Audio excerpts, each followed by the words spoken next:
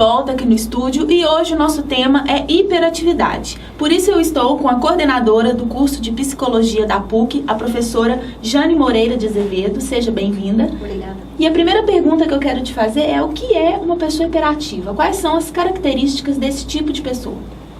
Olha só, quando a gente fala, né, de uma pessoa hiperativa, a gente geralmente remete ao transtorno de déficit de atenção e hiperatividade. Então a gente tem uma pessoa que é desatenta, né?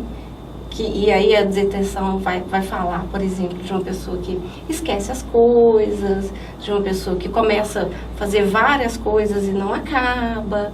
E assim, mas esquece, mas sempre esquece. Não é uma vez ou toda vez que a gente fala, né, desse transtorno, a gente tem que pensar que é algo com muita frequência. Então, as coisas que eu vou falar aqui é sempre algo que é exacerbado, né? Além da desatenção, é uma pessoa que é hiperativa, né? Então, por exemplo, ela é agitada demais, né? Por exemplo, no caso da criança, por exemplo, ela pula, corre, sobe demais nas coisas. É uma pessoa que está a 1000 por hora, né? Está a todo vapor, ela é elétrica, né? É uma pessoa impulsiva, então seria uma outra característica, né?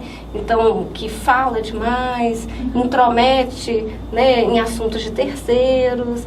Então, assim, são essas características e outras, claro, né, porque são várias aí que são, né, que são catalogadas aí, né, que dá a descrição, que vai dizer, então, desse transtorno. E hoje as escolas, tanto as privadas quanto as escolas públicas, elas estão preparadas para receber esse tipo de aluno?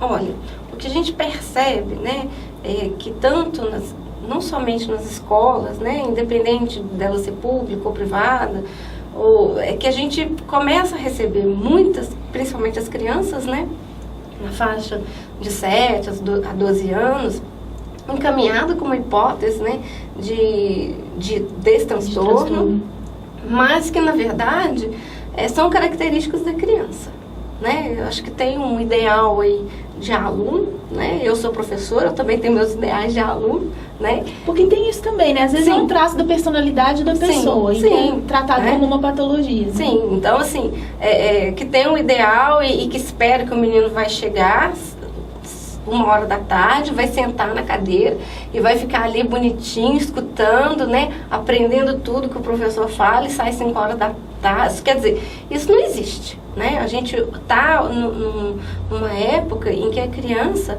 né, ela é muito mais desenvolvida intelectualmente, afetivamente, do que há 10, 15 anos atrás. Então, assim, eu acho que as escolas precisam, né, assim, os educadores, e eu falo de mim mesmo como educadora, apesar de ser, né, de adulto, mas de reciclar para poder saber lidar com as crianças de hoje. E tem um outro problema também, que é a questão do preconceito, que às vezes essa criança sofre, no ambiente familiar ou na escola. Como que ela pode tratar esse tipo de problema? Olha, assim, é complicado, né? Assim, não, eu acho que isso é geral, não é só para o caso da hiperatividade, né? Qualquer tipo de rotulação, né, para o sujeito, para o indivíduo, é complicado, né? Como é que ele vai significar isso, né? Então, assim, muitas vezes eu denomino que aquela criança ela é hiperativa, porque de certa forma me desresponsabiliza em relação a ela, né?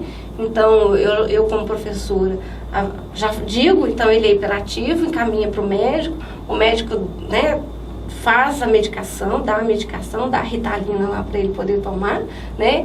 E pronto, e é meio que a criança, assim, ela que se avê com isso mesmo. E ela sozinha, ela não vai dar conta de resolver isso, não. Ela vai precisar de ajuda.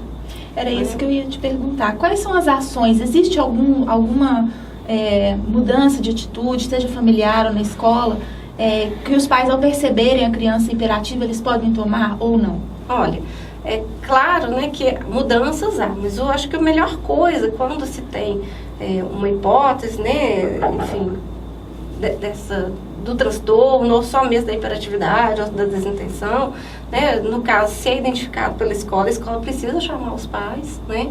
E dessa forma, né, encaminhar essa criança, adolescente, adulto, enfim, para uma avaliação, seja uma avaliação médica ou uma avaliação psicológica, ou as duas coisas. Né? E a partir dessa avaliação, né? E o que foi identificado, se é mesmo um transtorno, se não é, poder fazer um trabalho em conjunto. Porque aí sim a gente consegue criar um ambiente mais propício para a saúde psíquica da criança. Muito obrigada pela entrevista. De nada.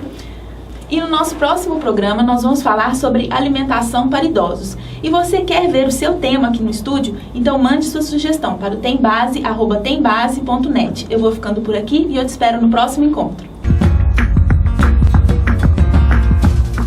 Vamos para o intervalo e quando eu voltar você acompanha mais uma empresa que é reconhecida como destaque da década. É a Center Calçados, que você vai conferir no próximo bloco. Me espera, hein?